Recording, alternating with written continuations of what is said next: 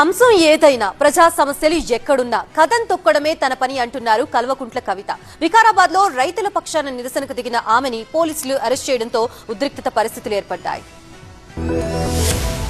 వికారాబాద్ జిల్లాలో Parigi industrial corridor లో భూముల్ని కోల్పోతున్న రైతులు ఆందోళన ఉధృతం చేశారు. వారికి మద్దతు తెలిపారు జాగృతి అధ్యక్షురాలు కల్వకుంట్ల కవిత.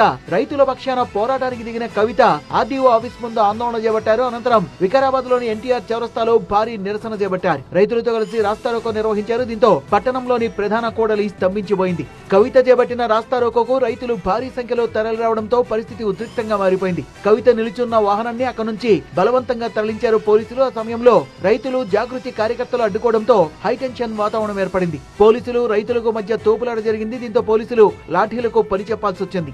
ఆందోళనకారుల్ని చెదరగొట్టి ఉద్రిక్తతల నడుమే కవితను అరెస్ట్ చేసిన పోలీసులు బంట్పారం పోలీస్ స్టేషన్ కు తరలించారు. ప్రభుత్వం ఎన్ని అడ్డంకులు సృష్టించినా రైతుల పక్షాన తన పోరాటం ఆగబోదని స్పష్టం చేశారు కవిత. రైతుల పట్ల, జాగృతి కార్యకర్తల పట్ల పోలీసులు దాష్టీకంగా వ్యవహరించారని ఆగ్రహం వ్యక్తం చేస్తూ భూసేకరణ ఆపాల్సిందే అని స్పష్టం చేశారు. ఇండస్ట్రియల్ కారిడార్ లో భూముల్ని కోల్పోతున్న రైతులు చాలా రోజులుగా ఆందోళన చేస్తున్నారు.